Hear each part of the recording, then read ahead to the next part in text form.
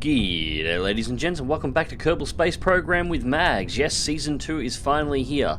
I call it Season 2, but really this is just the repair after a massive glitch corrupted my last install of Kerbal Space Program, and I've had to start the entire thing again. I've done my best to advance my career to exactly where it was at the point that the glitch destroyed my install, and today we'll be flying out a brand new untested experimental rocket piloted by Griviues and Squire.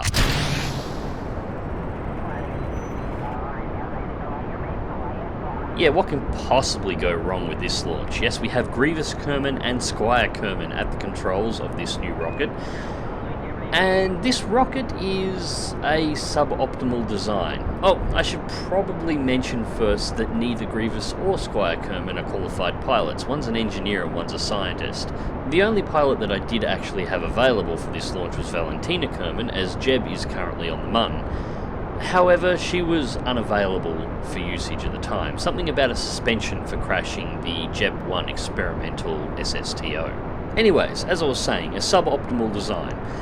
This rocket is using the latest tech that I had just unlocked before the client crashed and went out on the last series. As you can see, it's a substantially larger design, and this time we're using the 3-man crew capsules.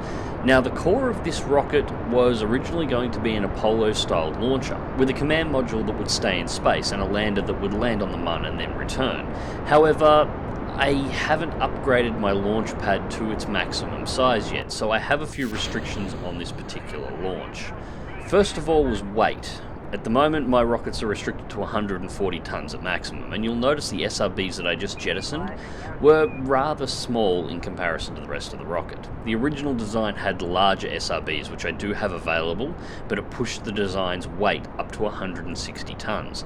Now, why these SRBs gave significant amounts of thrust to get this thing going, I just couldn't use them. The pad won't support it, and I didn't have enough credits to upgrade the pad. So I had to go with smaller SRBs. Now, I had to use SRBs because as the fuel section of the first stage begins to dry out, this rocket becomes very top heavy. At the start, its gravity turn is working almost without issues. I'm not having to correct it much. I've barely got my hands on the controls. It's doing all it is doing now without me touching it. But as this last section begins to lose weight, it gets rather top heavy and nearly pivots out, and I have to counter it a lot. I was actually getting that much lower to the ground without the SRBs on testing, so I had to have SRBs to put extra weight in the bottom of the rocket to not only keep the rocket balanced during the initial launch, but to give it enough thrust to actually get it up to speed so it remains stable once they were jettisoned. The problem was those small boosters didn't have anywhere near enough thrust to counter the weight that they were going to add to the rocket themselves. I really needed to size up or possibly to build a small liquid fuel booster instead of using an SRB, but I didn't. So that was the first problem with the launch. Now, the second problem you'll discover in a few moments. When this first stage runs out, the second stage is supposed to perform the orbital injection and supposed to initiate the burn through to the Mun. Now, I selected the Poodle engine as the engine to do this, but that engine wasn't supposed to fire until the rocket was already in vacuum, where the Poodle engine has its highest specific impulse. The problem was, when I downsized the SRBs due to weight, I lost the thrust that I needed in order to have the first stage punch the second stage and the command pod all the way into space. I'm about to run out of fuel on the first stage now, and we're only at 37 kilometers, and our apoapsis is only 45. Space starts at 70.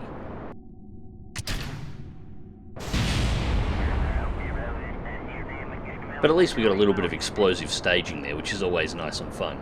So, this was the second problem with the design. I forgot to change the engine on the second stage, which means not only do I have to fire the Poodle in the atmosphere where it has its absolute lowest specific impulse, it's actually highly inefficient in the atmosphere, but just to top it off, I'm going to have to continually burn all the way to space in order to keep this rocket going. At this point, I was almost considering aborting the launch, but I wanted to see if I could actually make this work anyway. Now, at this point in the launch, I had already worked out that I had messed up pretty bad in the design, And I was trying to work out exactly what I was going to do about it, and it sort of occurred to me that it isn't actually a problem. This whole design only needs to get to the Mun. Why this is supposed to be the Mun recovery vehicle. It's also a crew transport. The reason why Valentina's not going on this design, in truth, is that I have other plans for her for the moment. However, Squire and Griviues here are going to be manning and operating the Mun base for some time in the foreseeable future. However, this isn't the first launch it's going to be going to the Mun base. This was supposed to be the return pod to bring Jeb and Bob back. However, my plan is to send up 2 additional launches at this time. The next launch was going to be a unmanned launch containing a pod that would have 2 manned rovers inside of it. One rover would be equipped with science experiments, the second rover would actually be equipped with mining and sensor equipment. This rover would go around and actually start mining resources on the surface of the Mun in order to produce rocket fuel. The second launch that was going to the Mun, or the third launch if you count this one, was going to be a refining station and tanks that ought to be dropping near the base. The roving vehicle that mines the resources would then bring them back to be refined at this facility to produce rocket fuel, which could then be used to refuel this 3-man lander and get it back to Kerbal. So that wasn't really a problem. These launches were going to be going up over the next couple of weeks anyway, so it just meant that Jeb and Bob wouldn't be available for missions for a little bit longer than I'd probably planned. But again, that wasn't a real major issue. Valentina already has a series of missions that I have planned at the moment, as does Bill. So in the end, there was no real reason to try and cancel this. All this remaining section of the rocket had to do is have enough fuel to get the pod to the base, land it within reasonable range of the base. I'm not expecting to have a huge amount of fuel left once transfers and deorbiting is done around the Mun, and survive the landing. That's all it has to do. The Mun base was initially designed for long-term habitation for anywhere up to 6 Kerbals. At the moment there's only 2 in it, with 2 staying there, there's 4. There should be enough life support on board for almost 2 years, if not over 2 years. I over-engineered it in that way deliberately, as I wanted to make sure that I didn't have to send emergency supplies up not long after it made it to the Mun. So it's not a major issue. Now we just cut our engines for a few moments, but not for long. We just coasted to apogee, which is only about 30 seconds ahead of where we shut our engines, refired, and we're now in the process of circularization, and you can see how little fuel we have left. This was the fuel load that was supposed to be transferring us to the Mun, and we're about to burn out just putting ourselves in orbit. Thankfully, Squire and Griviues appear to be keeping the rocket relatively stable in flight at the moment, considering none of them are qualified pilots. And we've almost managed to get our periapsis out of the dirt and up into space. Just 100 kilometers more to go, slight adjustment just to keep myself on our prograde vector. The fuel load's getting really fine here, we're almost out.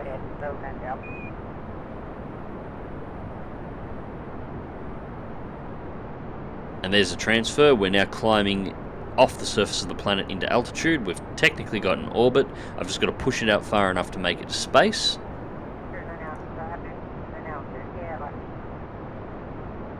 And we cut the engines at just over 76 kilometers. So we now have an orbit with a 76 kilometer periapsis, a 141 kilometer apoapsis, but our circularization and transfer stage has about a Kerbal's fart's worth of fuel in it.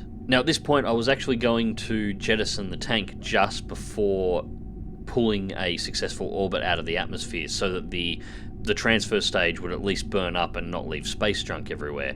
But I was so concerned about fuel at this point that I wanted to use every last ounce I had, and as it turned out it was with good reason. So anyway, we're lining up for our transfer burn at the moment, just waiting for the Mun to come around and be available.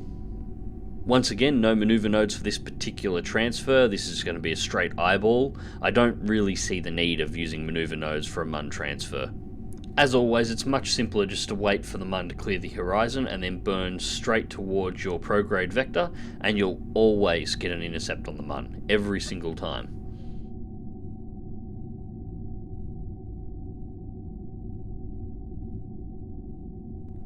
Now it is about this point that my brave scientist and engineer realised that they were pointing the rocket in the wrong direction, so it was probably worth their time to turn it around and actually point it down the prograde vector especially considering that the Mun has cleared the horizon and they needed to start their burn right about now. So quickly lining up, making sure we're going to hit nice and stable and send it to the prograde. And fire up the engines, here we go. And there we go, it's all over. We're now out of fuel on that stage, so we jettison it and fire the stage that was really only intended to land this thing on the Mun. The second stage will continue to orbit Kerbal up until the point that I send up a ship to deorbit it, which will actually probably be happening sometime soon. I want to do a little bit of practice for orbital rendezvous. It's an area that I'm actually pretty rusty at. I don't think I've actually performed a rendezvous in about a year, so definitely going to have to get some practice in there, especially if I want to continue working my plans. From this point, the mission is pretty straightforward through the next couple of stages. The landing craft is powered again by a Poodle engine, but this time on a much lighter pod. It has a extremely high specific impulse in vacuum, which is now where we are, and it's attached to a fuel tank that should have more than enough to complete this. In fact, the tank that's on it now actually has more fuel in it than most of the landers that I've sent in the past for this stage of the mission. Of course, the other side of the thing is that this particular pod is still heavier than almost everything else that I've ever sent to the Mun as well, excluding the Mun base, of course. Now, we came in on an off angle. This was just a bad burn from my behalf, so I decided to do what was probably the least efficient thing and simultaneously circularize my orbit around the Mun and change my angle of the orbit to coincide with a crossing across the Mun base, so I could directly go into a descent on this orbit. Now the burn works, our orbital inclination is right, it's passing directly over the base, so I got this section without too much of a problem. However, the orbit was a little bit high, but again I decided to go with the least efficient thing. I'm going to blame Squire and Grivius because, well, they can't argue with me here. Oh, I just know these two are going to show up in my comment sections and have a word about this.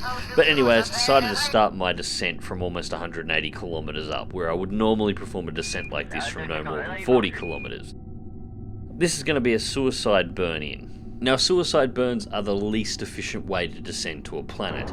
Basically what you do is you do a burn in orbit to set up your landing approach, you drop from orbit, and at the last possible instant you fire full burn on your engines to slow your descent to the point where your spacecraft just drops enough speed in order to make the landing without taking damage right before it actually makes the landing. There is absolutely no room for error in a suicide burn. If you mess it up, you're going to hit the planet so hard that your ship is going to disintegrate. But just because the difficulty of this alone wasn't quite enough, a suicide burn from about 180 kilometers up, how about we put in a twist halfway down so I can adjust my inclination during the landing in order to bring myself even closer to almost land on top of the base, and see whether or not I can do that as well. Yeah, at this point I really was asking for something just to go horribly, horribly, horribly wrong. But it's too late to do anything about that now. I am most certainly committed to this course of action. So you'll notice on the right hand side of the screen at the moment I have the Kerbal Engineering Systems tab open to Vessel. Now there's one particular line of information I'm looking for there. I'm looking at the Delta V on the final stage of this rocket. Now, if you look to the right-hand side of the nav ball at the bottom of the screen, you can see the manoeuvre I've planned and how much Delta V it's going to cost in order to perform the manoeuvre. And then take a look at the Delta V gauge on the Kerbal Engineering Systems tab, and you'll see exactly how low I'm getting on fuel at the moment. At this point, I only have 346 meters of Delta V remaining. That is a 15.9 second burn, and I'm out of fuel.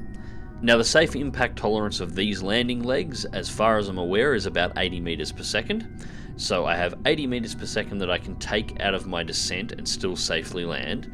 Anything beyond that will smash the legs off of the lander. I have 346 meters per second of speed that I can disintegrate using the engines and remove. Now if you add those two totals together, what this means is I cannot exceed 426 meters per second on this descent. If I do, I actually don't have enough structural strength within the lander and enough fuel to be able to slow the lander down enough to be able to safely land.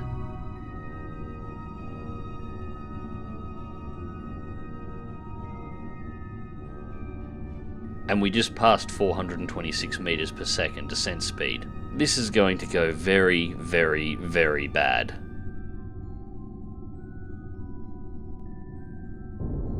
So, burn commenced, engines up to full power to try and slow us down and hopefully save these two Kerbals and maybe save the pod as well. As we burnt through the very last of the fuel, the rocket started getting really taily as it was slowing down. It was actually taking quite a lot of work, even with the controls set to fine mode, in order to keep it stable and mostly on target. And there we go, it's out of fuel. Squire, Grivius, brace for impact.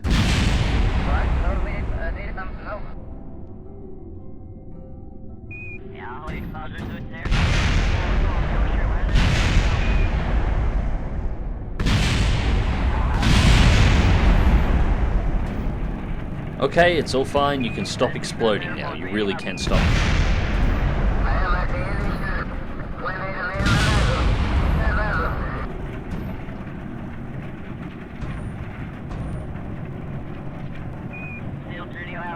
So, at this point the command pod proceeded to continue rolling downhill for about 2 minutes and spinning like a top, until it finally decided to settle upright, and amazingly enough, Squire and Grivius Kerman managed to survive this landing.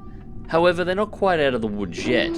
First things first, the landing wasn't particularly accurate. I didn't have time to adjust on the way down because I was so worried about fuel consumption. So we're just short of 10 kilometers away from the Muna Alpha base. The second problem was all of the life support systems for this particular lander were destroyed during that landing, if you can call it a landing.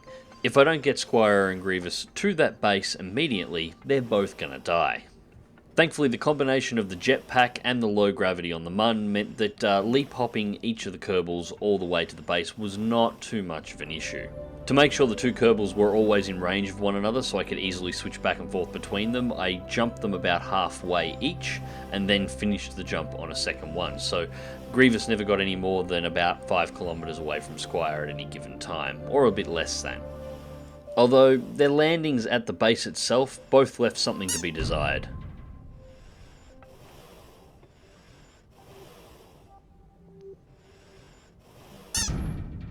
Still, both of them managed to make it to the base with very little issue in the long run. Both of them had ample time in both life support and fuel remaining, and once they were inside with Jeb and Bob, it turns out we have 2 years, 189 days of life support available to the 4 Kerbals in the base. So on the life support side of things, we're actually quite good. All that's left for Grivius and Squire Kerman to do is explain to Kerbal Space Command and Jeb and Bob why the single most expensive Mun lander ever created is smashed into the ground 10 kilometers away. Until next time, click like if you do, subscribe if you want to see more. Fly smart, fly safe, and I'll catch you in the skies.